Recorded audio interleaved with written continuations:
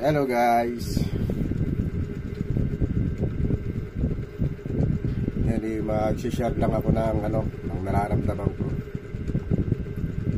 about do sa asawa ko na pinapa-face reveal ko, pero ayaw. Ilang beses ko nang kinausap, ayaw talaga. Ang nakakalungkot ngayon, wala na as in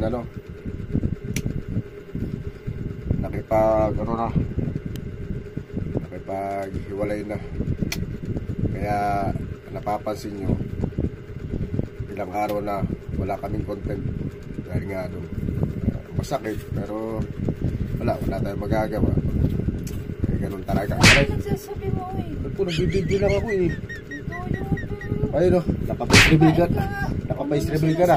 Ito effective. Ayos na, naka-face reveal ko na. Yun lang guys, thank you, grabe ba.